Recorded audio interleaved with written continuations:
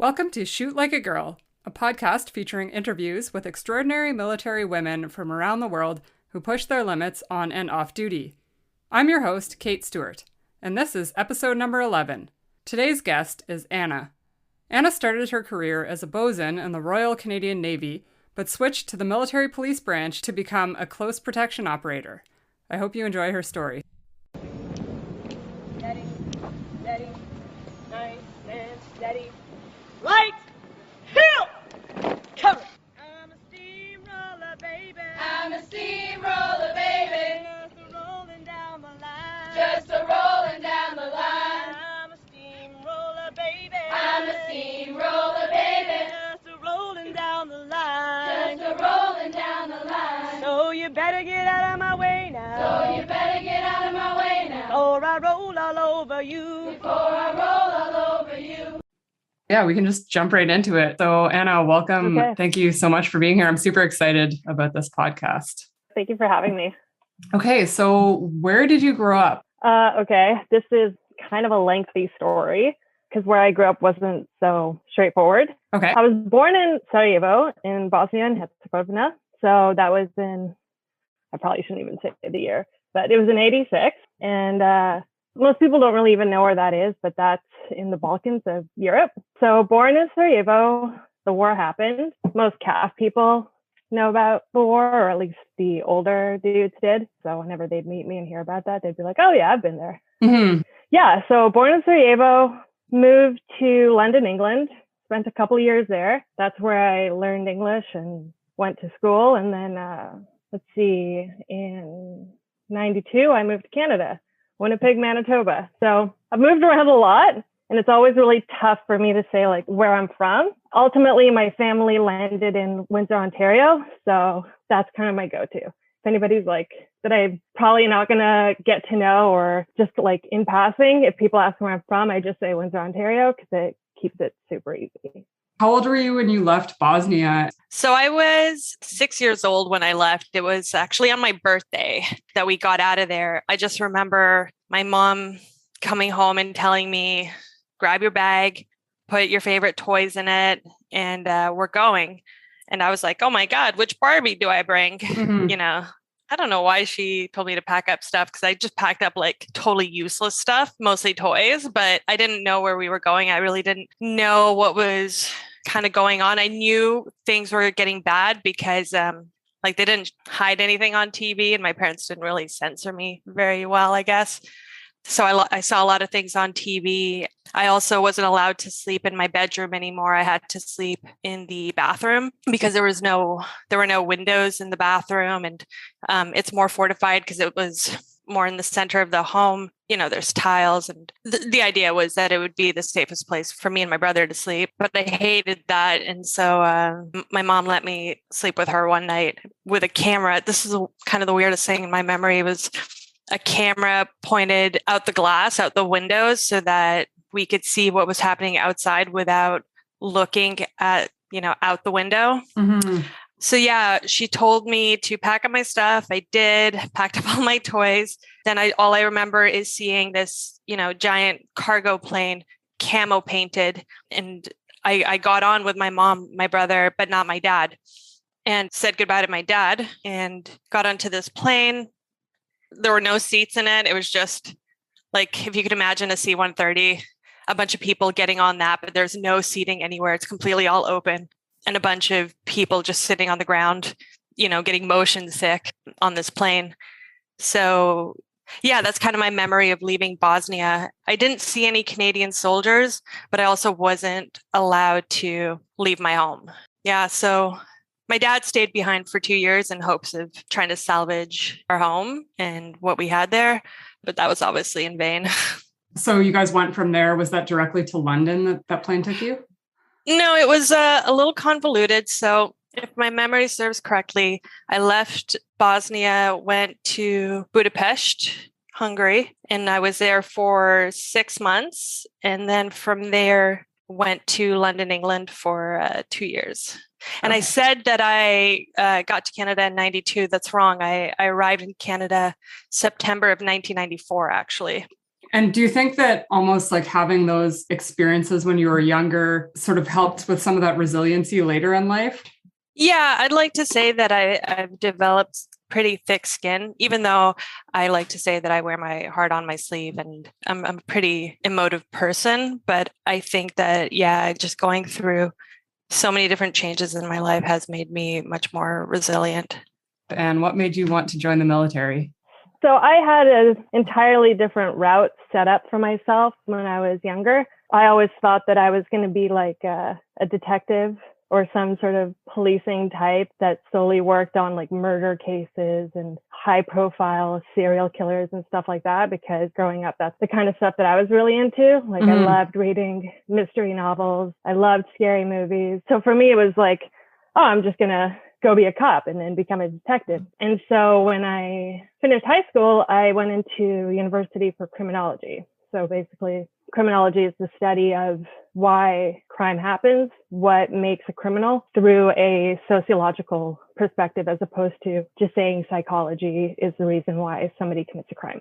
So yeah, I got into university for crim, and my brother, who's older than me, he went to college a few years prior, and my parents just ran out of money. So they didn't have a way to help me pay for university, and I needed a job. And I was online with my ex at the time, looking at like job fairs in Windsor, and I saw this huge listing for, naval reserves, come join us. You can be a cook, you can be a bosun, you can be a naval communicator, just all these different trades. And I was like, oh, heck, why don't we go to this job fair and see what it's all about? And so I went to HMCS Hunter, which is a naval reserve in Windsor, Ontario, and met with a recruiter who, obviously hyped it up, told me all about the Navy, gave me some job options. And at the time, I really hadn't envisioned myself as being a sailor or a soldier or anything like that. But he made it really palatable. And he said, you'll get $2,000 every single year that can go towards your university. You'll get a summer job, be great pay. Plus you get to do boot camp. And I loved watching war movies growing up. So I was like, oh, sweet. It's going to be like Full Metal Jacket. Yeah. That's sweet. I love that movie. So it was kind of enticing to me. And also it was just so wildly different than anything I'd ever done in my life. And it was kind of defiant of what my parents probably would have wanted. So that was also kind of a driving force for me, I think, because I just wanted to do something different than what they kind of expected of me. So I signed on the dotted line almost immediately, and I was super stoked. And I signed as a cook. Oh, wow. Okay. Yeah. So if you looked at my military records, you would see that I was a cook for half a summer, because I had done my application, I think in November of 2005. And then in 2006, I got sworn in. That summer, I went to CFB Bos'n, did my boot camp. And by the time I finished boot camp, I was no longer a cook. I was a bosun. Yeah, I always wonder, because we had a bunch of people in our BMQ and they were like, oh, I just joined as a cook because they told me that I could do that and then switch over right away. And I wonder, some of those people maybe didn't get the chance to switch over afterwards, and then maybe they got stuck as something they didn't want to do. Yeah. That's always a dicey game to play. Sometimes it works and then sometimes it doesn't. For me, I didn't even think of the military as a long-term thing. I thought of it as a means to an end to pay for school and to have some fun and do something different. So, cook at the outset wasn't really a bad go, because I was like, oh, I like eating, so this was going to work out great. Yeah, for sure. And it would pay better than, if you were a cook at a restaurant or something, probably as a summer job. Yeah, for sure. The pay was definitely a big draw at the time. While I was at boot camp, I really enjoyed the more hands-on soldiering part of it. Mm-hmm. And so I think my course warrant or course sergeant or somebody like that was like, why don't you just go be a bosun if you like weapons and getting dirty and being cold? And I was like, oh yeah, okay, I'll go do that instead, because I don't really want to be in the kitchen, So yeah, that's kind of how I initially got into the CAF. So it was a very benign start. I didn't think it was going to turn into anything at all. Mm-hmm. That's super interesting. And when you were growing up, were you into sports and adventurous things, or were you just sort of a little more subdued? Well, I think my childhood was a little bit unique because of the war and because we moved around so much. Mm-hmm. So I feel like in a way there might have been a little bit less opportunity for me to try my hand at a bunch of different things like sports and swimming and whatnot. So I had a very, I would say, quiet childhood. I didn't really get into a lot of things. My mother's an artist, so I kind of took after her and got into art a lot. So really, I didn't do any sports growing up. I mean, I played basketball in grade school and high school because I really liked that sport. And I'm from the Balkans, so go figure. But I got it really big into music because my dad's a huge music fan. And I remember, I think it was ninth grade, I was on the second string of tryouts for the basketball team. And it was on a night that I think Matthew Goodband was playing. And Moist, and I don't even know what other bands. And I thought, what would I rather do? Go try out for a basketball team or go to this concert? And I was like, oh, I'm going to go to this concert. This is going to be sweet. Like, I love Matthew Goodband. So yeah, that was kind of the end of my like sports career growing up. Really short-lived. I think now, like, you know, being in my 30s, I look back at those years and I think, I wish I'd gotten into team sports. I wish I'd gotten into swimming or basketball or hockey or football or whatever, just because I find that it would have been nice to have that kind of foundation to build on. But just because, you know, a person doesn't spend their formative years playing team sports and sports or any kind of sports doesn't mean like they can't pick up this kind of lessons learned and tools that a lot of kids growing up playing sports have learned. It just comes a little bit later. Yeah, for sure. I mean, I did a lot of sports when I was younger, but I think it was just, I was an only child and, you know, it was sort of a way to fill the time. And it definitely teaches some discipline because I remember so many days where I was like, oh, I don't want to go to hockey practice or soccer practice. And my mom's like, no, you signed up, you made a commitment, like you have to go. It does sort of instill that discipline for some people that might not have so much of it. Because if it was up to me, I probably wouldn't have gone to the practices. But yeah, it's super interesting to see, you know, now when I look at your Instagram, you're obviously super fit and super active. So that came a little bit later in life for you. Yeah. So you bring up discipline. I would say that I did not have any, even, in my first year of university. I didn't really understand what it took to be a successful person because, and this might come off the wrong way, but like I always did well in school and I kind of always got away with the bare minimum and still did well. Do you know what I mean? I know exactly what you mean. Yeah, I'm the same. I feel the same way.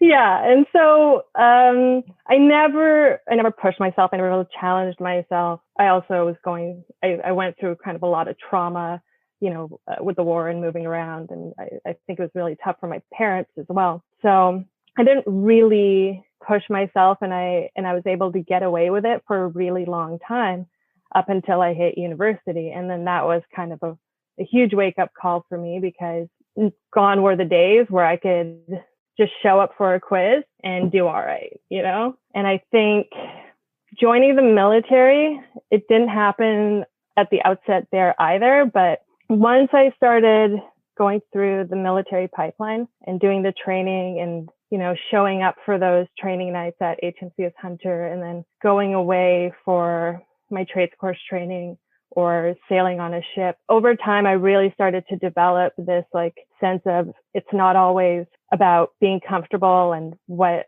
I want and when I want to do it. Like things aren't going to always be on my terms and I have to, show up because people are relying on me to do my job and to do it well. And so that's where I really developed the discipline that younger people in sports probably get a little bit earlier.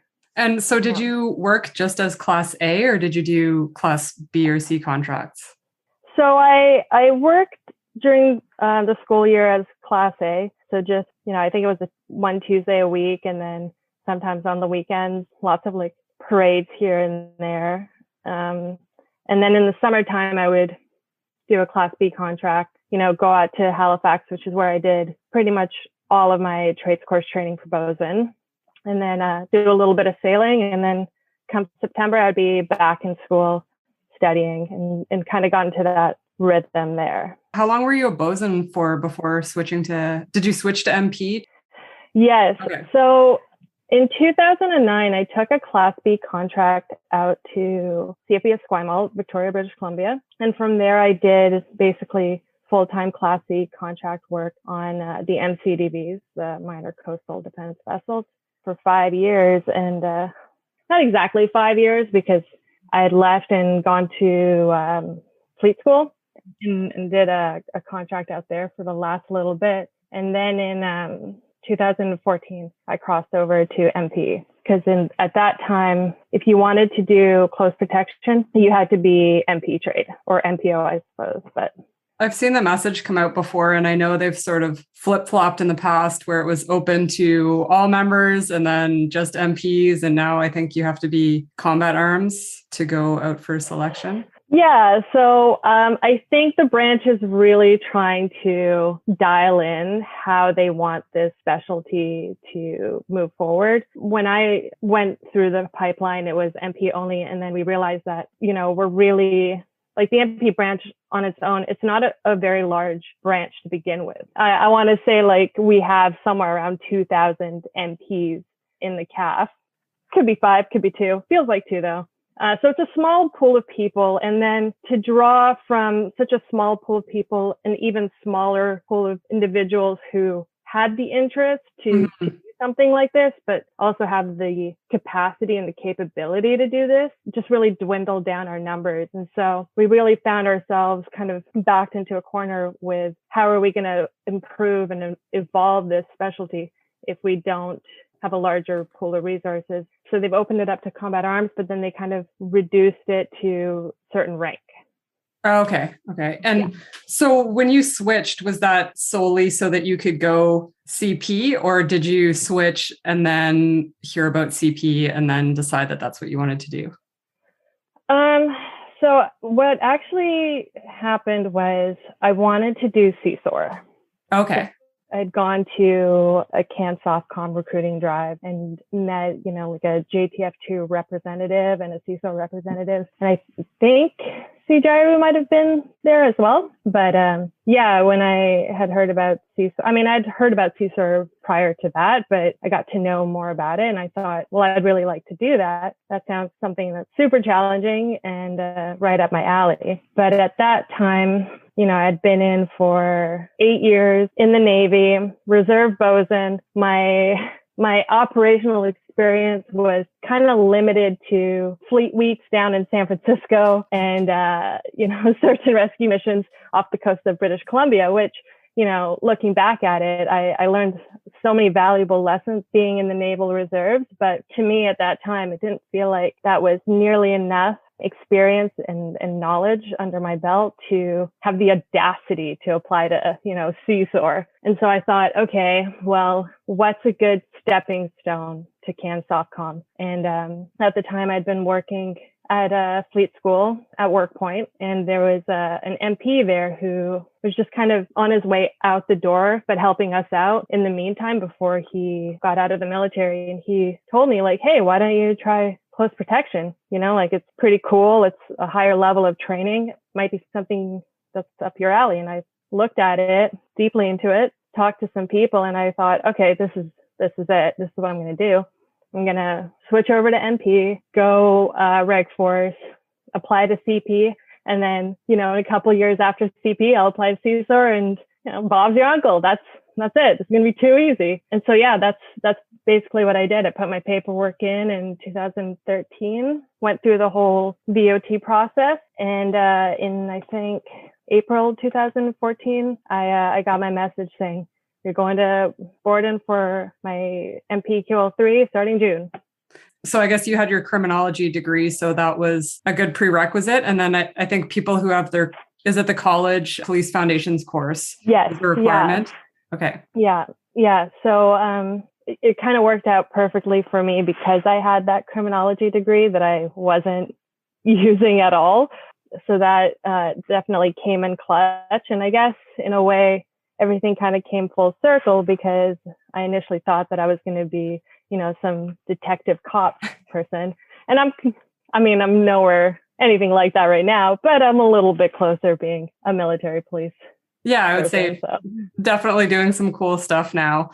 Do they have a minimum amount of time that you have to spend as an MP before you can apply to close protection? No. As far as I believe that hasn't really changed. So when I got to the Military Police Academy in June of 2014, it was a 6-month program, and I finished in November. And I think the Camp 4 Gen for CP had already come out. And I got posted to 14 MP flight in Moose Jaw, Saskatchewan. Yeah, we can talk about that after. That was harsh coming from British Columbia, beautiful BC. So I had arrived to my new unit in November, end of November, and I was on CP selection in March the following year. Oh, wow. That's really quick. Yeah, I got to my new unit and I said, this is what I want to do. It's been on my list of things I want to accomplish since I joined this trade. And they were very supportive about that. So yeah, it's really good to hear that they were supportive, because you hear so many stories about people who want to do a certain thing and their unit isn't supportive, and it just takes them forever, years to even end up on a selection. Yeah. I think also what definitely helped me at the time was, well, when I was at the academy, the commandant at that time was a close protection operator himself, and he spoke very highly of it, and he advertised it a lot and kind of tried to rally as many people up, potential candidates up for it. And I always wanted to do really well at the academy, especially with the shooting package and the physical stuff, to kind of lay the foundation for my future, to show people that, I was a switched on individual. I'm a hard worker. I'm a pretty decent shooter, and I'm very physically fit. So I think word kind of traveled back, because again, like, small branch. So word traveled back to my new unit that, here is this individual who's outwardly expressed interest in CP. She's fit. She did well in the academy. And I think they already kind of knew, like, okay, she's going to be coming in and she's going to be asking for this. So they were probably already a little bit ready for the paperwork when it did come in. Right. Yeah. And I guess just to backtrack a little bit for those that listen to the podcast that might not be Canadian or might not be military and know all of the acronyms, do you want to just give a quick little blurb on what close protection is? Sure. Yeah. So close protection, which I think is called Protective Services Detail in the United States, PSC. Yeah. Basically is a bodyguard service to our high-ranking generals in the Canadian Armed Forces. So namely our Chief of Defense Staff, our Vice Chief of Defense Staff, our Deputy Minister of Defense, and our CJOC Commander, Canadian Joint Operations Commander. That's a mouthful. But also it could be like our 1-star, 2-star generals deployed anywhere internationally. So it's not always the same person, basically. And we just provide protective services to these individuals in Canada and abroad in permissive and non-permissive environments. And how long is the selection or assessment center for that? So it's changed since I've gone through. When I did it, it was located in Albert Head on the island, Vancouver Island in British Columbia. And it was 5 days. And they changed it, I think, in 2017 or 2018. So now it's held in CFB Bos'n, Ontario. And I should know this because I worked one. I worked 2, actually. I think it was 3 days total. Yeah, that's all I'll say about that because I can't quite recall. Just 3 days, and it looks a lot different now as well. Mm-hmm. Yeah, they've completely reworked it. I think it's the same for a lot of trades or a lot of specialties that have that assessment center. Over the past few years, it seems, with the personnel selection officers getting involved, and I think a lot of that process has been reworked. But yeah, so for the people listening who don't know, it's, with different trades or specialties in the Canadian Forces, we call it an assessment center, but it's basically a selection, which is various. It could be, some of them are 2 or 3 days, and some of them are up to, I think, a week or maybe 10 days. And you're basically put through various tests, like physically and mentally, and it's very stressful and you usually don't get very much sleep. And then at the end, they determine whether or not you can go on to do the course that will allow you into that trade or specialty. So after the assessment center, then how long is the close protection course? So that hasn't changed too much since I did it. It's just over 2 months long. The location has changed though quite a few times. So when I had gone through, it was in Meaford, Ontario, CFB Meaford. And then a few years later, they kind of switched it so that part of it would be in Bos'n, part would be in Meaford. And now the CP unit called Canadian Forces Protective Services Unit has taken it under their helm, and now it's in Ottawa. Okay. So just to kind of make it less confusing, close protection is a capability that's controlled by the military police branch, even though we have, combat arms members. Mm-hmm. And for a long time, it was under the control of the Canadian Forces Military Police Academy for, at the time, obvious reasons to them, because that was the educational institute for the military police branch. And they had, better capabilities, better facilities to use at the time. And so it made sense to have the course run out of there. But we've since switched it just this year, where the CP unit has taken it under their control. And so now it's run out of Ottawa, and it's run by individuals who are working full-time at the CP unit. So it's obviously we're going to have a little bit of growing pains moving to a different location, but I think ultimately it's going to be great because now the program is taught and run by people who are consistently doing the job every day. Yeah, that makes sense. In your preparation for the selection and the course, did you follow a specific training plan, and did you have people that had done it before sort of guiding you in what to do to prepare for it? So I should preface this by saying that I did the close protection course 2 times. Okay. The first time I did the selection in 2015, and then shortly thereafter, I was course loaded and did my first stint in the spring of 2015. So for training for that course, it was very much like your typical CrossFit style workout, but lots of running. So it wasn't too complex. I just focused on running, strength training, calisthenics. But yeah, lots of CrossFit, 'cause that's what I really liked. At the time, I was really heavy into Olympic lifting. That was kind of my thing. I mean, it was really tough because I was a brand new MP patrolman, and I was now training for a course, for selection and a course, while also doing shift work, which was a totally new experience for me. I had done shift work on ship before as a bosun, but nothing like this, really. So it was a lot of waking up at 3:00 in the morning, doing a workout either in my apartment or sneaking the base gym keys and working out at the base gym before my, 5:45 shift started. I actually made a little agreement with one of the gym staff that I could use the gym when they weren't open, like before my shift. Yeah, that's a good agreement. Yeah, so I obviously I don't think everybody knew about this agreement. It was very hush hush at the time, but I think enough time has passed now that I can outwardly say that, which was so clutch. The detachment in Moose Jaw is very small. There was only 4 patrolmen total. Oh, wow. 1 master corporal, 1 sergeant, 1 warrant, and that was it. That was the whole unit. Plus, we're doing 12-hour shifts on a crazy rotation that didn't make any sense. So, if one person had a sick day or an injury, had a chit and couldn't work, or if somebody even went on course, forget it. You were going to be double-hatted, triple-hatted.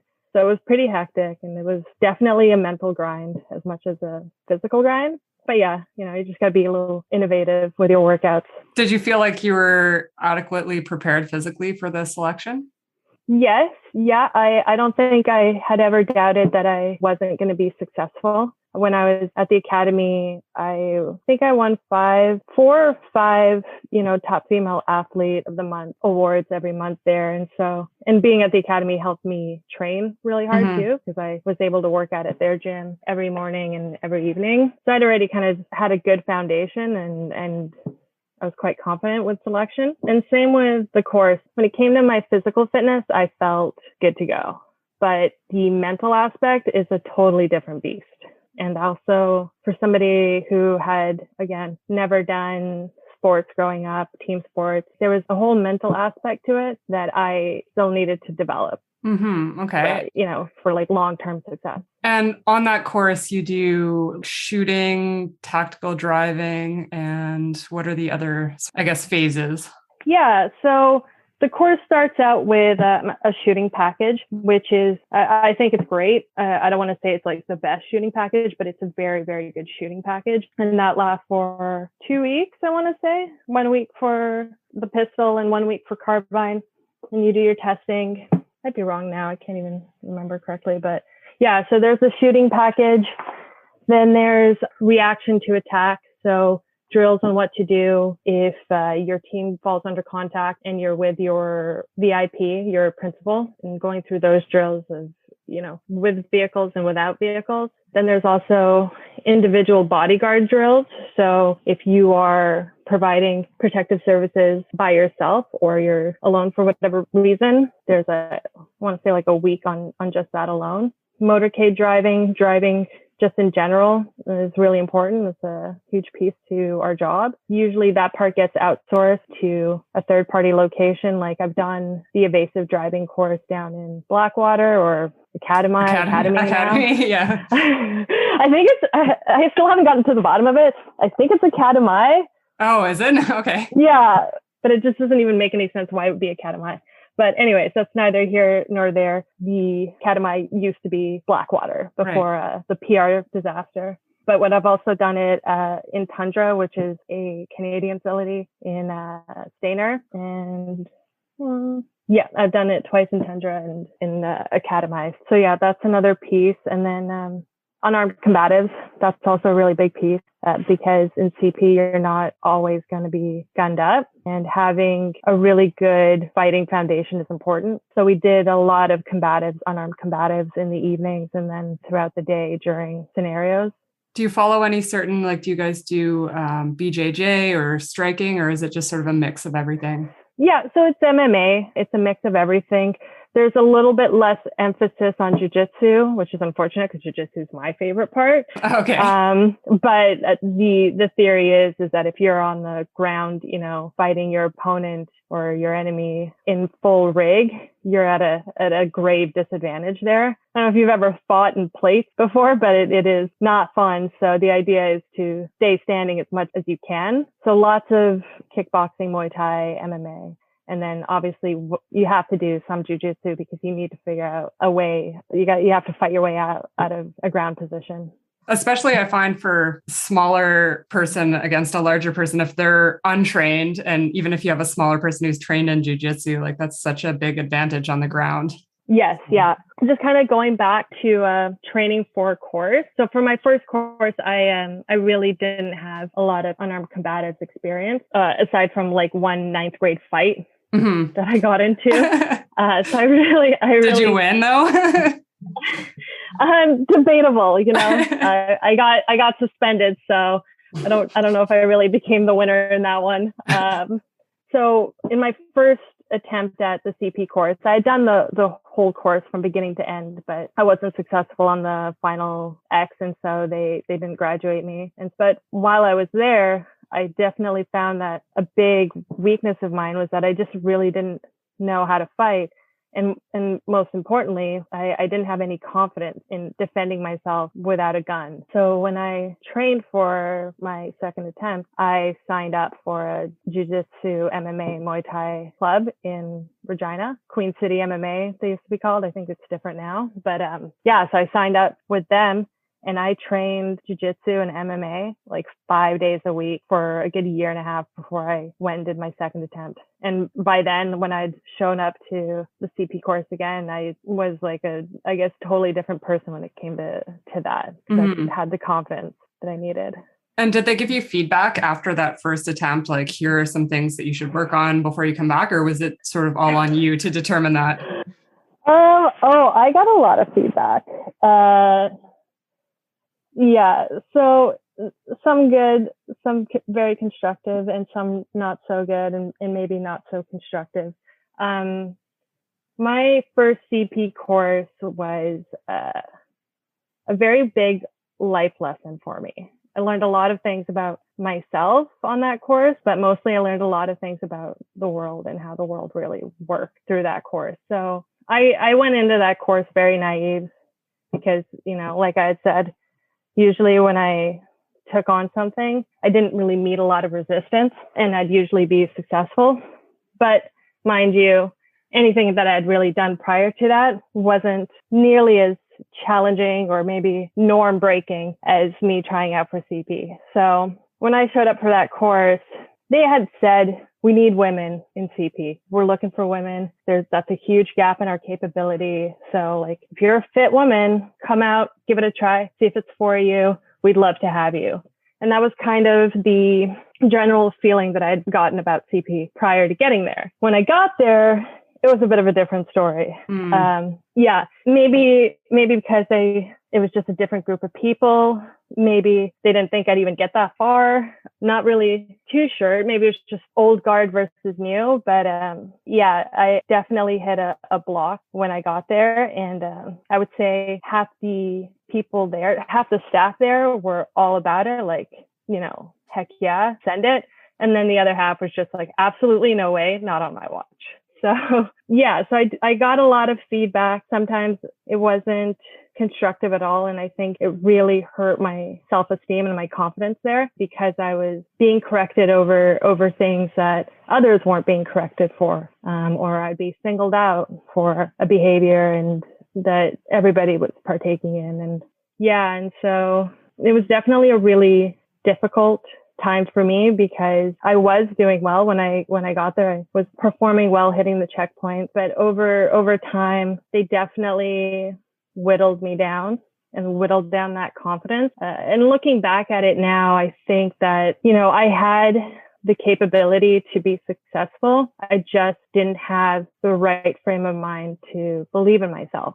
Mm-hmm. And so I let, obviously I had some very positive people there with me, but I also had naysayers who were louder in my head than the ones who were trying to lift me up. And I really let those naysayers kind of get the better of me. And it's just kind of like this snowballing, self-fulfilling prophecy of, well, I'm getting singled out all the time and I'm getting in trouble for things that nobody's getting in trouble for. So maybe really I am not very good at this and maybe I shouldn't be doing this. And then it kind of just spun into this belief that I maybe I didn't even belong there because it was simply becoming too difficult to perform at the level that they wanted me to perform at, while also trying to drown out the fact that some of them just wanted nothing to do with having me there. It definitely makes it worse too, because, it's hard not to let that get in your head. Fine, for me, sometimes I've made up scenarios in my head where it's like, oh, they think this of me. And yeah, there's definitely, like you said, the naysayers.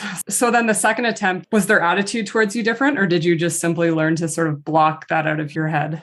Yeah, so things definitely shifted after that initial course, partly because I'm fuzzy on the details, but so I wasn't successful on the course and there was a lot of chatter about what had happened on that course. And then there was an investigation because there were some individuals, and I want to say a small percentage. It wasn't, indicative of the whole culture, but there were individuals who were definitely in the wrong there and had done some things that were not in line with the way the CAF wants to proceed ahead. Mm-hmm. And so there was an investigation after that. And I think it really brought things to a head for the capability, so that by the time I had shown up for my second attempt, it was a whole different vibe. There was me and two other women on that course. And from the onset, it just felt different. I wasn't the only, which I think any woman can attest to when there's at least one other woman in the room, you kind of feel like, oh, okay, like I'm not the only one here. So Were you the first woman to go through that program, or were there any that had gone through before that? So that's a little bit tricky to answer. Okay. Close protection today, as we know it, within the Canadian Armed Forces, myself and one other female are basically the first. But the CAF has done CP since, I think, 2006, 2005, actually. There have been women who've supported the role domestically and internationally, but none that have done the course, except I believe there was one who did the course, was granted the badge, but was never filled the role, basically. Okay. So yeah, I guess modern day CP, even though CP is not very old, just me and one other female. And then, so it was totally different when you went for that the second time, and then there were two other females on the course.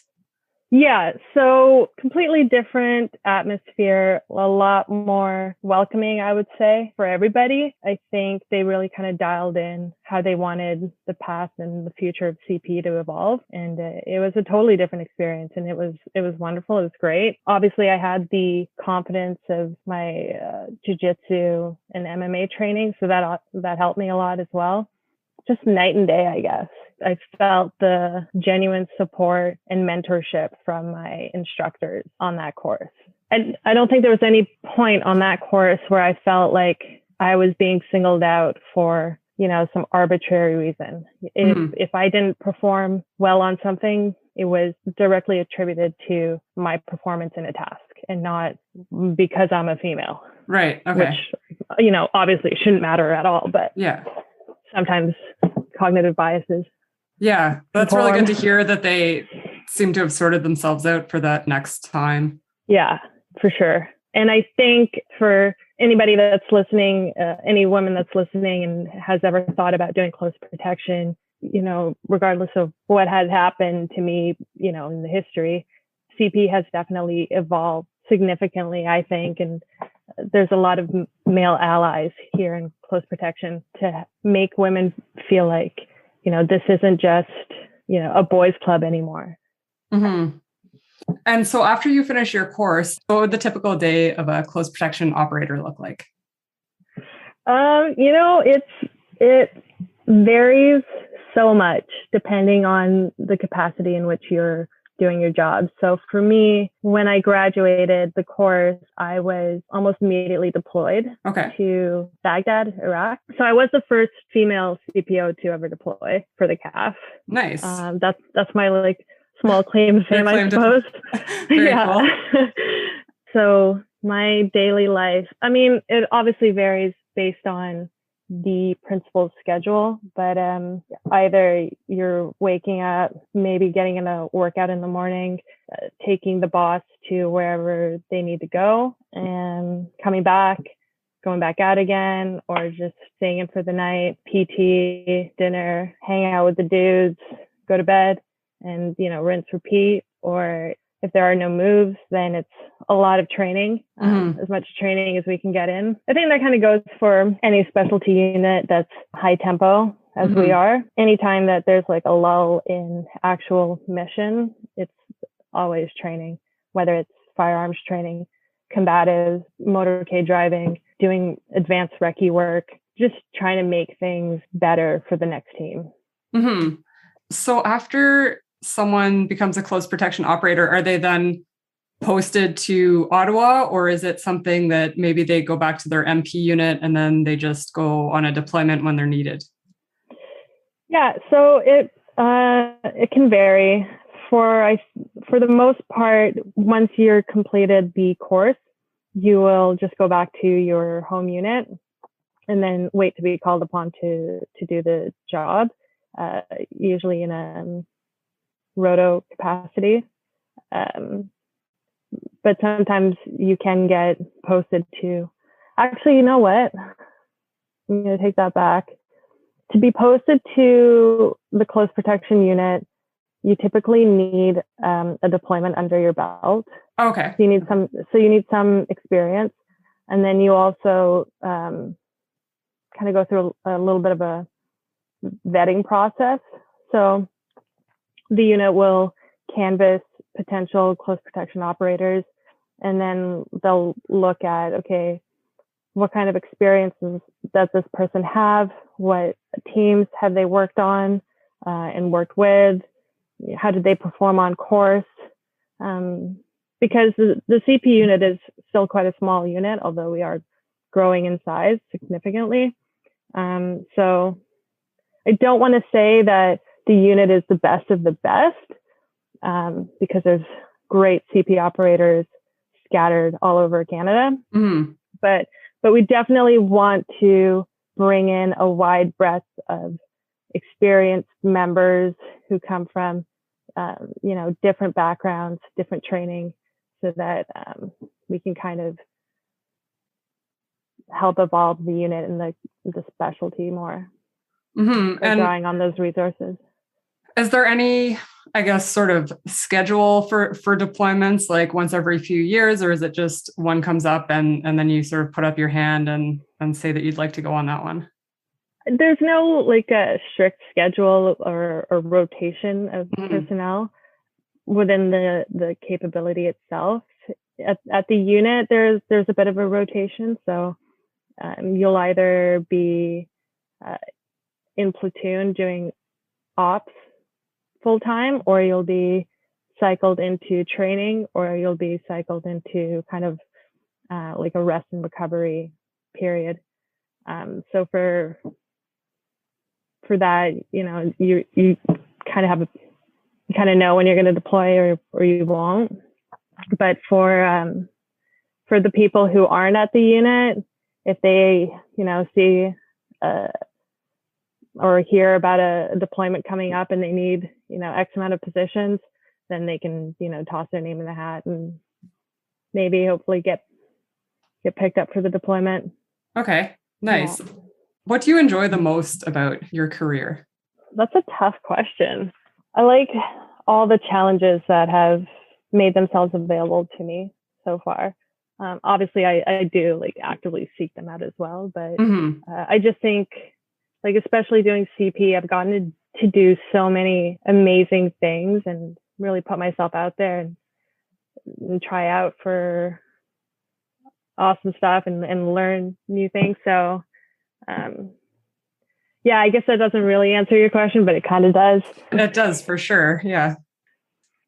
The next question would be, what do you find the hardest part about your career? I think the hardest part has been finding my voice in the CAF and finding the confidence to assert myself. And I think that's something that comes with time for any individual, male or female. But for so many years as a younger woman, I had so many insecurities about who I was and what my place was in the CAF. And it took me a long time and a lot of like trials and tribulations to sort of really find that confidence that I so desperately wanted, years ago. So that has been probably the hardest part for me. That being said, I think these challenges that I've had in the military have helped develop me as an individual anyways. And so even though maybe some of them were really uncomfortable and difficult, they helped shape who I am now and my mental resiliency. And that has been so clutch for me today. So, yeah. Yeah, I was going to ask about that too, because after that first course and then not being selected or given your badge, a lot of people might have just thought, okay, this is it. This isn't for me. And then just sort of given up on that and then taken a different path. But you were like, no, this is what I want to do. And you sort of recognized that and took the steps to ensure that you'd be successful the next time. So how do you make that decision to go on rather than to take that step back? It's funny because when I had reached the end of that course and I was told by the commandant, look, I'm sorry, but I'm not graduating you. Initially, I was so mentally burnt out from kind of trying to do this uphill battle that I thought, you know what? If they don't want me here, then I'm not going to be here. And I wanted nothing to do with CP at that moment. But then after a few weeks of kind of, going back home, letting things digest, looking back at things with a little bit more clarity because emotions weren't as high after, then I realized, you know what, despite everything that had happened, I knew deep down that this is something that I could do. I had already shown part of what I could do. And I thought, imagine if I just trained a little smarter, knowing what I know now, I can go back and crush this thing. And so I went back and I think I crushed it. Pretty Yeah, good. that's such an awesome story. So, yeah, it's so interesting to hear. My interview with the Sartec, she had a lot of setbacks like that. I think she did her combat diver course a couple of times, and then she was doing the SAR selection and realized for one of the first ones, it was like her navigation skills weren't the best. So then she worked on that. Then she went and crushed her course and is successful and is a Sartec now. So it's interesting to see, like, things might not always work out the first time around, but then it's just that resiliency and just being relentless and keeping at it, right? And then you can have this super successful career and it opens so many doors. Yeah, I think when you know something is the right fit for you, you'll get a sense for it. You'll know deep down, and that's when you know when to push ahead and kind of fight back and work towards that goal. Mm-hmm. I mean, we've all tried avenues that didn't work, and when they didn't work, we weren't exactly filled with this like overwhelming sense of loss, and so we were able to keep going. But when you know it's the right fit for you, you know, and you'll do whatever it takes Mm-hmm. to get it done, to get to where you want to go. And what advice would you give to women wanting to join the Canadian Forces, and specifically if they're interested in close protection? Well, first and foremost, don't sweat where you are physically in terms of your physical fitness. When I first signed up for the Canadian Armed Forces, I couldn't do a single push-up. I could barely run, but it was something that I really wanted to do. And so, at that time, all I had to do was 9 push-ups. Yes, the old express test. Oh yeah. Yeah. So don't get too bogged down with, well, I can't do this or I can't do that, so I'm not even going to try, because it's not about what you can't do, because most of these, especially physical things, you can work up to that and you can do it. Some old SEAL dude said that you're capable of 20 times more than you think. And that's so true, because your mind can either make you or break you. So yeah, don't get bogged down on what you can't do. Figure out a plan, write down your list of goals, and you'll get there if it's something that you really want. Secondly, and this is very specific, I think, to women, is and to CP, find allies everywhere you go. And I don't mean like, figure out who your enemies are and then who your allies are and then create an us versus them environment, because that's the opposite of what we want. But if you're a hard charging woman who wants to do something a little bit off the beaten path, like close protection or AMTOG or CSOR or SARTEC or any of those, historically male dominated jobs, find allies that will aid and abet you to succeed, male and female, Mm-hmm. In all different capacities, whether they're people who work in the job or people who've just been in for a long time, or friends and family, people who will be your sounding board for when you hit those hard times and you have a roadblock, to kind of help mentor you through those difficulties. Yeah, I think finding somebody who can pull you out of your own head from time to time is super clutch.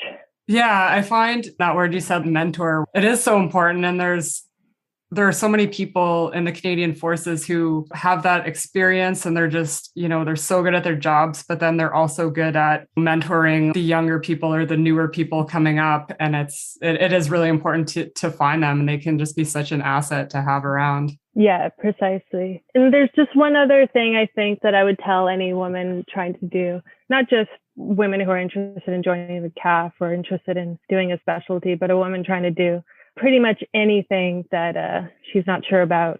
If it's something that you really want, but you're not sure that you have the skills or the knowledge or the confidence to do it, just always remember that there is someone or some man who's not afraid to do it, Mm-hmm. and might have less experience and less knowledge than you. Do you know what I mean? Yeah, like zero skills, but 100% confident.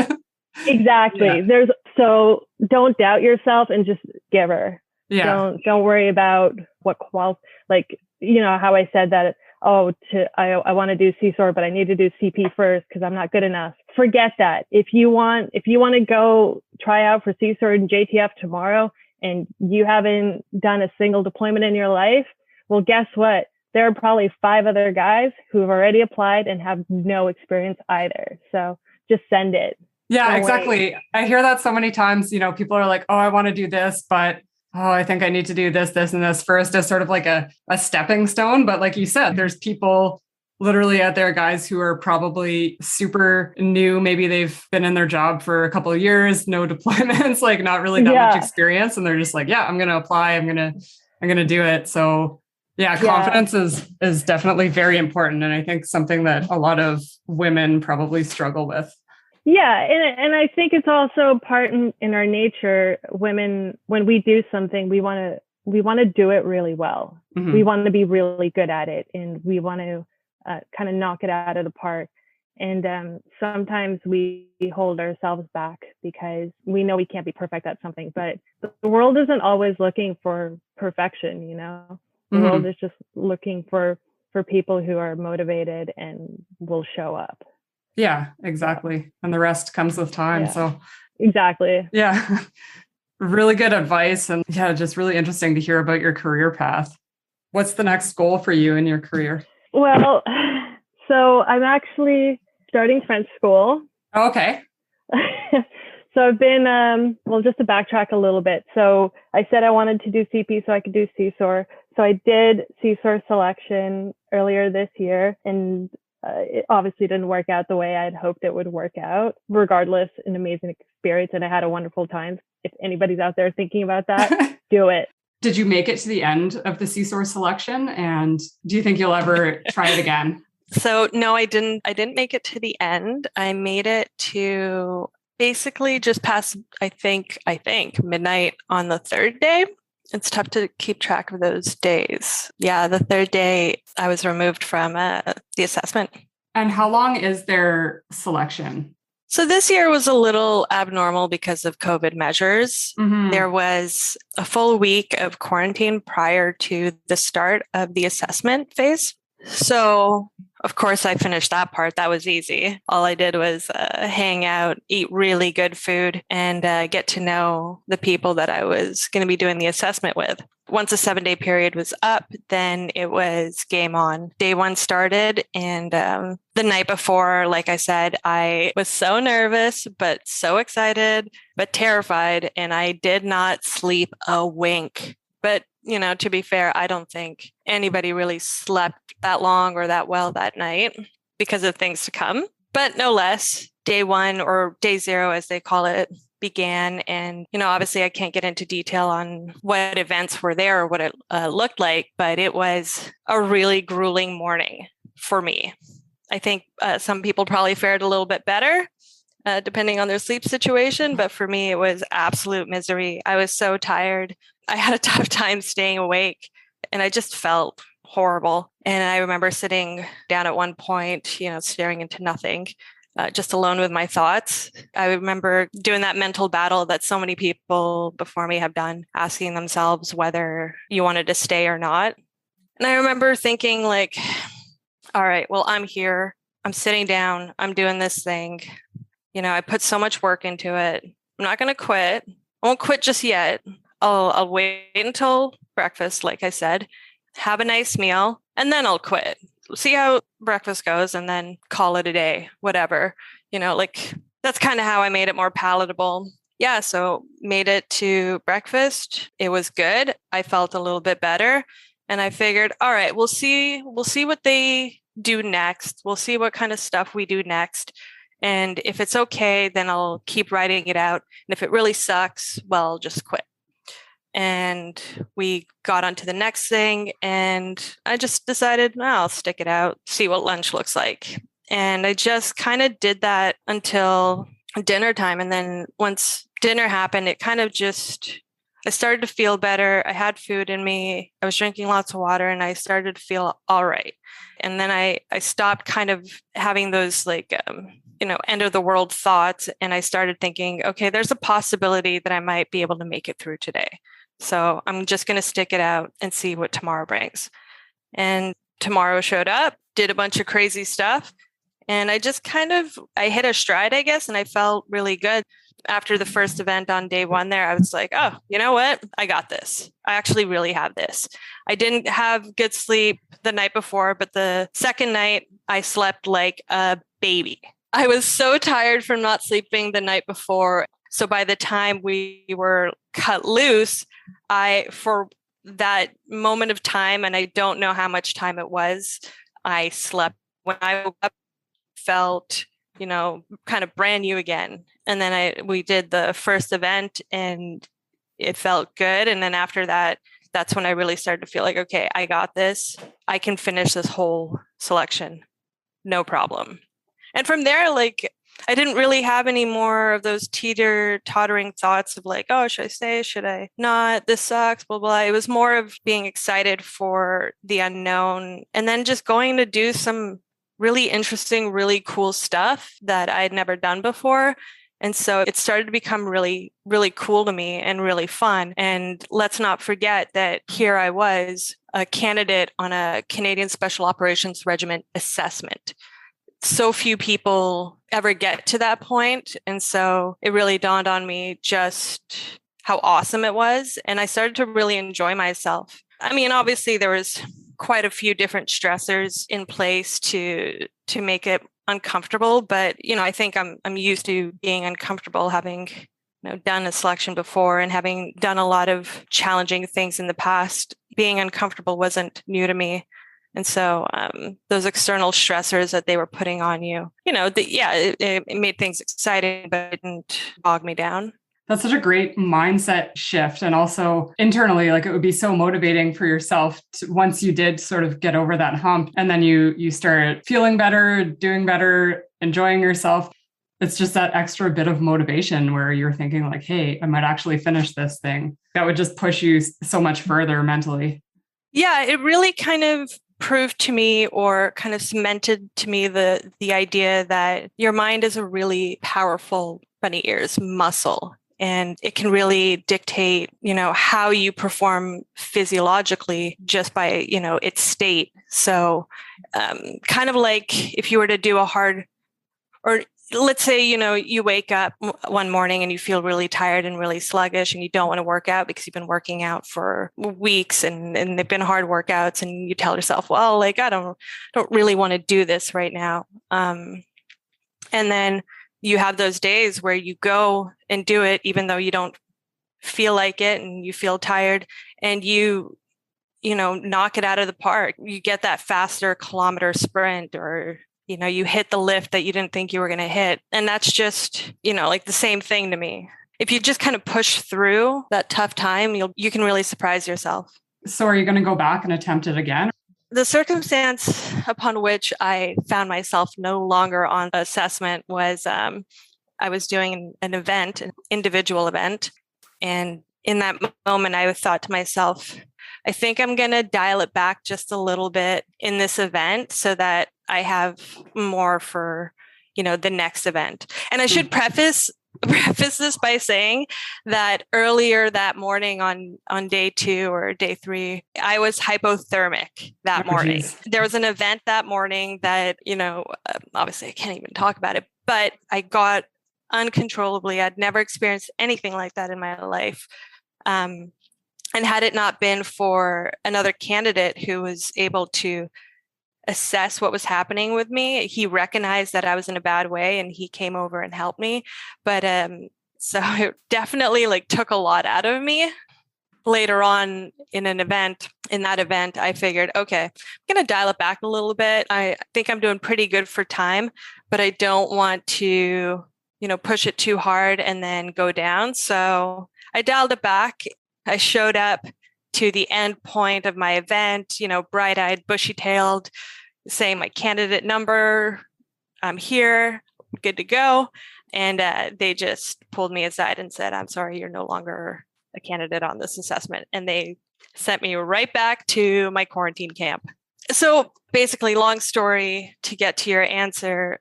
When I was taken off assessment, I was pretty blown away because up until that point, it felt like I was doing really well. And I mean, you can never really tell how well you're actually doing, but I felt good. And I felt like I could complete it. So when I was taken off, it kind of felt like to me, okay, maybe this is a sign that this isn't for you. Whether that's just emotions or, how I really think, I'm not too sure yet. It's still like kind of fresh. Mm-hmm. I did it in May and it's August now. So it's a little fresh. I don't really know where I stand with it yet. There's the possibility that I will, but it really kind of also depends on how things go with my current career, with the French course, with business school. It does definitely feel like incomplete. Yeah, I understand that. Do you know what I mean? Like Yes. It's kind of a cliffhanger for me. And I certainly, it doesn't sit well with me that, I started something that I really didn't finish. It'd be a different story if I had finished the assessment and they deemed me unsuitable for the job. Actually, wait, that's the wrong terminology to use. That's pretty clear that it's not for me, but there's still that lingering, what would have happened or what if. So I won't say definitively that I won't try out again, but it certainly won't be next year unless they change when they conduct the assessment, because I'll still be doing French, unfortunately. Right. Yeah. And I mean, it would probably be a little bit of an advantage having seen at least a couple of days of it, like, how to train to prepare for that physically at least. And I mean, I don't know if you'd get any more sleep the first day, but I at least you would know, like, okay, if I feel like junk the first morning, that's not necessarily how I'm going to feel the next few days, kind of thing. Yeah. I mean, hopefully if you do decide to do that again, then you just make it all the way through and crush it. Well, I was just going to add that, it's not my favorite thing to talk about my setbacks and my failures, especially in a more public forum. But I'm really glad that you asked me about this, because when I endeavored to try out for CanSoftCom, I didn't have female mentors or models or bunny ears idols to draw inspiration from, to do something like this. Because let's face it, CanSoftCom doesn't have female operators. I believe CSOR had one female operator for a time, but they don't anymore. And, in popular culture, in movies, magazines, stuff like that, you don't see, female special forces. It's kind of unheard of right now. And I think for any woman out there that's listening to this and has even had, the slightest inkling of wanting to try out for CanSoftCom to be an assaulter or an operator, I just want to tell them, you can do it. You can totally do it. I know it's tough that you don't have somebody that you can look at and imagine yourself in their shoes, like how guys can. Because I mean, guys look at Zero Dark 30. They can watch that movie, see those guys, and envision themselves doing that job. Whereas who are we going to envision? The beautiful intelligence operator, the CIA agent. Exactly. Yeah. You know what I mean? Yeah. And that's one of the reasons why I started this podcast, because every now and then I would hear a really cool story from someone on a very alpha male podcast that I listen to, but then I'm like, oh, there's probably not very many women who listen to this podcast. So maybe there should be one like that to sort of encourage more women to do this. Or if they hear a story, it's like, oh, okay, yeah, maybe I could go try out for CSOR as well. And exactly. The other thing, regardless of gender, is I think that a lot of times we see these super successful people and we think that no matter what they do, they're just always successful and the path has been perfect. But a lot of times that's not the case. And, people have done multiple selections or they've had hiccups in their careers along the way. And it's not always this perfect A to B road. It's like this long and winding up and down. So I think that's also really important to talk about as well, because yeah, it's not always perfect. Yeah, your life should be like a really good long-term stock where the overall trend is going up. But when you look closer on, day to day, you're going to have highs and you're going to have lows, and sometimes you're going to have really big lows, but what usually follows is a really, really big high. So yeah, we all fail. Nobody really talks about the failure portion of their successes, but if you do fail, certainly do not give up. Make it to that next meal. I know it's cliche, but do that. But yeah, going back, didn't go the way I wanted it to. No problem. Starting French school tomorrow, actually, for a year. Demain, yeah. Don't know French yet. But I'll be doing that for a year. And my unit, the close protection unit, has said that they want to bring me back. So I think, knock on wood, I'll be going back to the unit there, because they also do need a French capability for training. But I also was recently accepted into the Masters of Business Administration in Executive Management program. Nice. So I'm going to business school as well, starting in September, which will basically take over my life for the next 2 years. So I don't really know where my future lies, I should say, but it has been a goal of mine to become a team leader in close protection. I think that's the next logical step. I've worked in platoon, I've done time in training, and I've done time as in operations, so planning missions. I believe I'll be promoted next year, so it just kind of follows the natural evolution that I'll be team leader qualified. And I hope, if I stick with this, which I get the feeling I will, that I will team lead a full team on a deployment.